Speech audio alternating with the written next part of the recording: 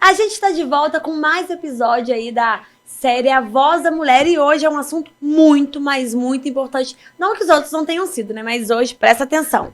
A vida da mulher no mercado de trabalho não é fácil. Segundo a Fundação Getúlio Vargas, 54% do total de pessoas desocupadas no Brasil são mulheres. Além disso, de acordo com a Fundação, depois de 2 anos, quase metade das mulheres que tiram licença maternidade está fora do mercado de trabalho. Outro dado curioso é que 30% das mães com nível de escolaridade alto perdem o emprego após 12 meses da licença. Por outro lado, mais da metade das trabalhadoras com nível escolar baixo são demitidas. Para falar sobre o assunto, a gente vai conversar com a Lidiane Cardoso, que é advogada trabalhista. Bem-vinda na Alô, Lidiane. Muito obrigada, é uma honra estar aqui, principalmente para falar de um tema que é tão importante para nós mulheres, né? Esses dados são preocupantes. Muito. Muito preocupantes. Quais são as principais justificativas para essa demissão aí sem justa causa?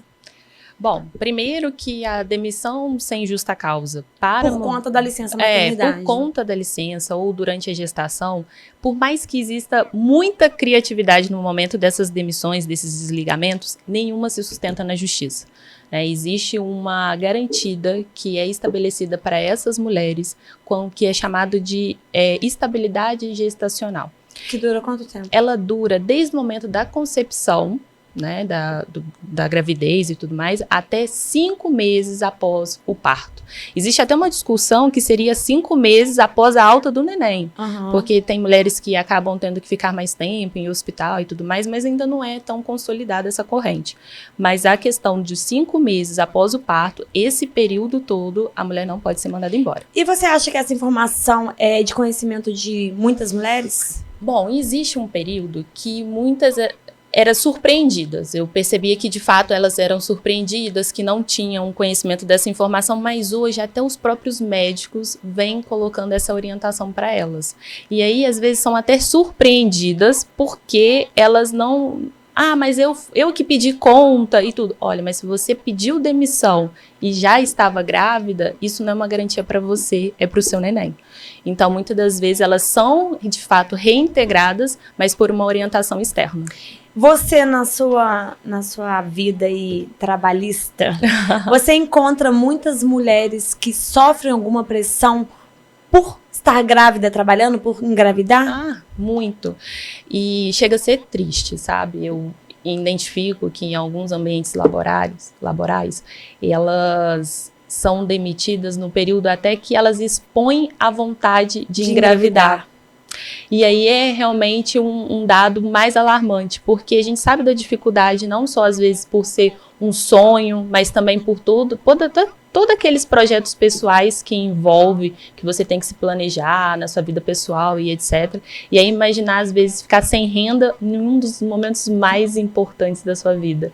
É delicado. Demitiu pós esse prazo de 5 meses. A mulher que é mãe, ela tem algum respaldo diante da justiça? Não. Depois que passa esse período de estabilidade, como o próprio Instituto diz, ela não tem mais estabilidade. E aí, dentro das empresas privadas, não existe nada que possa coibir o desligamento dela da empresa. O que pode acontecer é você comprovar que é em razão dela ter se tornado mãe. Aí a gente tem um desligamento com discriminação, e isso é vedado por lei. E tem como comprovar? Aí você tem que buscar evidências, você tem que buscar, às vezes, algum tipo de comentário que foi feito ali entre o time, às vezes alguma troca de mensagem, algum tipo de e-mail, algo que possa evidenciar que isso foi em razão da gravidez. Aí sim. Essa relação, na verdade, quando o homem, vamos usar o homem agora como exemplo, você vê diferença? Tipo assim, um homem quando é pai, a licença dele é bem menor, né? Acho que são 5 dias. Isso, vai ser 20 só para casos de empresas que aderiram à empresa cidadã, um programa diferenciado, enfim, não é comum. Mas é diferente o tratamento. É diferente, com certeza. Primeiro que numa questão, aí já é uma discussão mais social, né? Qual que é o impacto que esse homem que passou a ser pai tem numa vida profissional, por exemplo? Existe um outro estudo que fala até de pesquisadoras né, de questões de números de doutorados, de artigos que são publicados, enfim, que é uma queda muito significativa para as mulheres que se tornaram mãe. E aí, como que elas concorrem de igual para homens que estão concorrendo com a mesma bolsa de estudo, com a mesma promoção, enfim, não tem como, porque ela evidentemente teve que suspender ou interromper aquele... Não estou dizendo que algumas possam ser privilegiadas ao ponto de suspender por completo a atividade laboral ou o ritmo de estudo. Tem umas mulheres que não tem como, de fato, mas outras que optam em se dedicar, que seja por um período para aquele filho e etc. Como que elas retomam aquele mesmo ritmo e competem com aquelas pessoas que não interromperam? No processo de seletivo para alguma empresa, você percebe, enquanto advogada trabalhista, preferência de empregadores para mulheres que não são mãe? Sim. E aí, é triste também, mas muitas das vezes as mulheres que já colocam essa informação. Às vezes o empregador não perguntou, muito por conta de receio, né, do que pode ser perguntado numa entrevista e etc. Mas, olha, eu não sou mãe. Eu não tenho Ela filho. mesma se blinda. Eu não tenho filho pequeno, eu não tenho interesse de ser mãe agora. Nossa. Acontece comigo. Quando eu vou entrevistar pessoas para colocar dentro do meu escritório, as pessoas falam. Isso é um absurdo, né? É um absurdo. E aí eu fico assim, tá, tudo bem. Tá, mas eu não quero saber da sua vida pessoal, eu não quero né? saber. Lidiane, e quando a mãe tem um filho pequeno, já passou desse processo da licença maternidade, tem um filho pequeno ou tem um filho especial, a lei trabalhista, ela protege de alguma forma, por exemplo, a amamentação, a buscar levar a um médico? Tem alguma coisa que protege? Sim, ela é garantida primeiro pela todas as garantias de estar ali com os intervalos de 30 minutos, enfim, durante cada período, cada jornada de trabalho para poder fazer a amamentação. Depois que passa, é importante ela ter ciência do que é garantido pelaquela categoria, porque muitas das vezes o próprio sindicato se preocupa com essa parte. Existem algumas atividades que ela é formada com a maioria de mulheres. Aqui em Juiz de Fora, eu cito muito, né, enfim, no nosso município, costureiras, por exemplo. A maioria são mulheres. E aí o sindicato ele se preocupa um pouco mais com essa parcela, com essa condição, porque ela é mais repetida. Então, eles falam assim, olha, a sua estabilidade, por exemplo, não aqui no caso, mas na região, já vi estabilidade que se estendem mais um mês. Então, ao invés de ser 5 meses, passam a ser 6 meses. E em quais casos? Quando a convenção coletiva assim estabelece, quando o sindicato interfere. Porque pela CLT, pela Constituição Federal, são apenas 5 meses. Mas pode a categoria assim estabelecer. Então, assim, é importante não só o grupo de mulheres que trabalham às vezes naquela empresa, ou as mulheres que estão dentro do sindicato representando a categoria, que se atentem a isso. E que possam usar esses pontos como negociação, porque é importante e reflete no dia a dia da empresa, sabe? A CLT tem alguma proteção, alguma lei que favorece as adolescentes?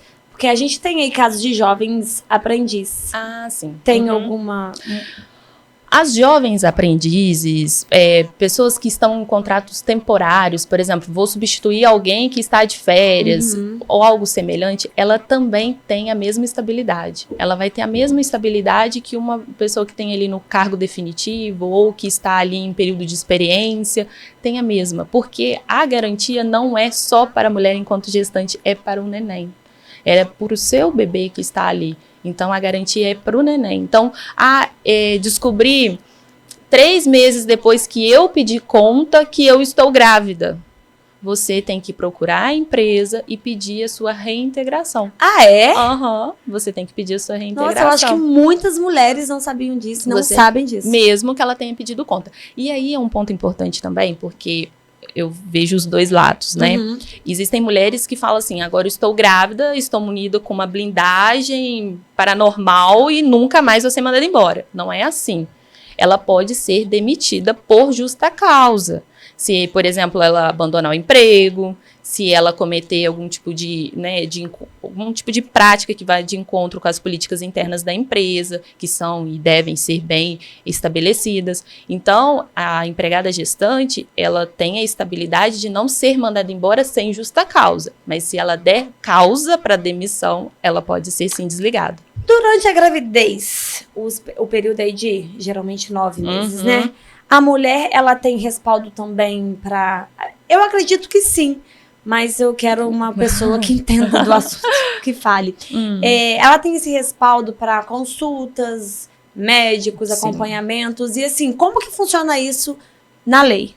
Ó, ela pode e como deve fazer o acompanhamento. E todos esses acompanhamentos, e não há limitação de número de consultas, que muitas das vezes eu sou questionada nesse sentido. Ah, mas então... Uma vez por mês? É uma vez por... Não existe isso. Ela vai ao médico quantas vezes forem necessárias, e isso daí tudo ela vai pedir ao médico um documento que ateste que de fato ela estava ali para cuidar, para pesquisar, para ver, para acompanhar a evolução da sua gestação. E aí ela deve apresentar na empresa seguindo as orientações daquela empresa que ela trabalha. Então, por exemplo, lá na empresa que ela trabalha, tem que enviar o atestado pelo WhatsApp em até 48 horas, tem que informar por e-mail, né? Tem que avisar, enfim, recomendo porque um bom relacionamento garante até mesmo a continuidade dela após, e também que haja, e é muito comum ter uma negociação ali direta. Igual, por exemplo, algumas mulheres que depois de ter o filho, os 5 meses não são suficientes, elas às vezes alinham de tirar as férias que estavam em aberto. Elas às vezes identificam que há possibilidade de ajustar a jornada, diminuir um pouco mais a jornada. Flexibilidade, né? Exatamente. Para encaixar no E isso faz toda a diferença. Às vezes há compatibilidade até de fazer em home office.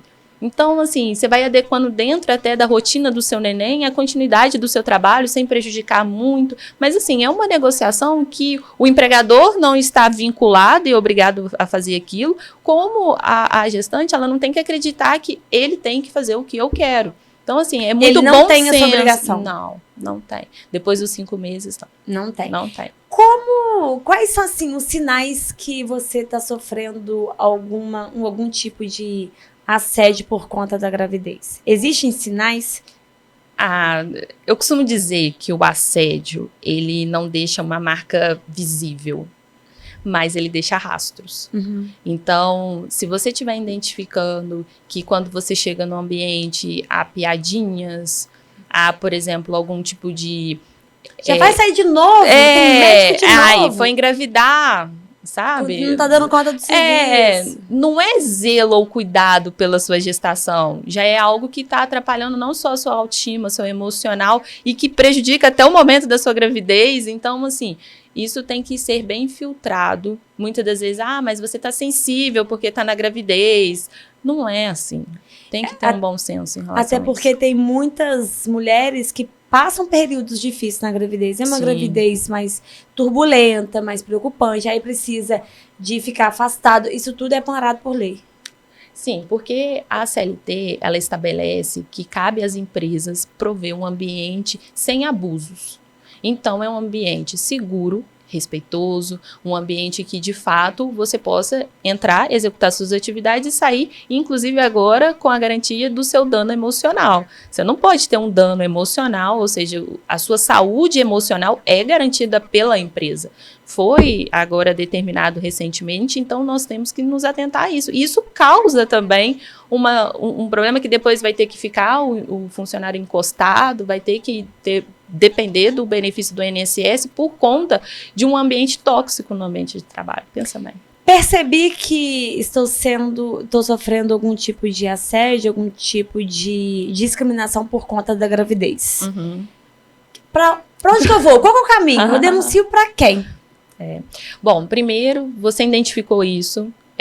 Não sinta que você é a única, que só você está passando por isso. Tenha coragem de buscar, e aí eu sempre falo com todas as pessoas que me questionam sobre isso, buscar a própria empresa primeiro.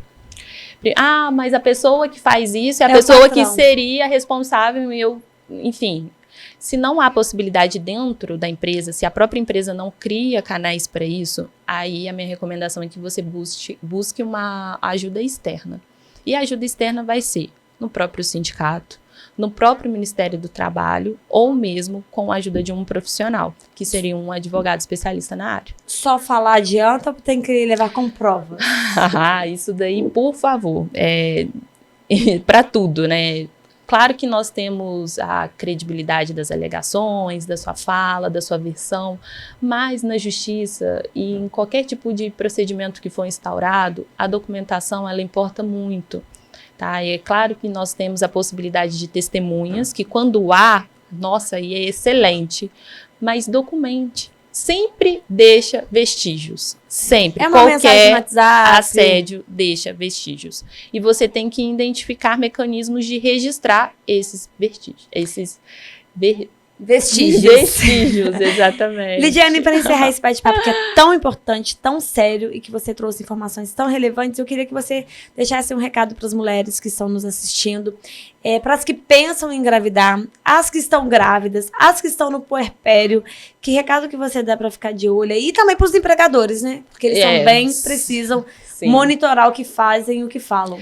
Bom, o que eu posso dizer nos anos que eu tenho de atuação, de identificação dos dois cenários, é que existe um bom senso, existe a possibilidade de você coincidir, ou seja, de você poder tanto seguir sua vida profissional, como também realizar seus sonhos. Então, se você tem um propósito de ser mãe, se você sonha com isso, ou se também não sonha, aconteceu e você se tornou mãe, isso não tem que ser justificativa para você ter algum tipo de prejuízo no seu ambiente de trabalho. Assim como também, se você está recebendo a notícia de que uma colaboradora sua pretende ser mãe ou se tornou mãe, isso também não é motivo para você dificultar a trajetória dela dentro da sua empresa. Então, mesmo assim, ou mesmo que seja por um período, ela acabe saindo mais, ela tem um amparo do próprio INSS, ela tem mecanismos que possam suavizar qualquer tipo de impacto dentro da sua atividade, que não justifica você praticar qualquer tipo de abuso, de piadinha, enfim. É só agir com muito bom senso, que não há nenhum tipo de problema. É isso aí. Muito obrigada pela participação, viu, Lidiane? Daqui a pouco a gente volta com uma outra entrevista. Tchau!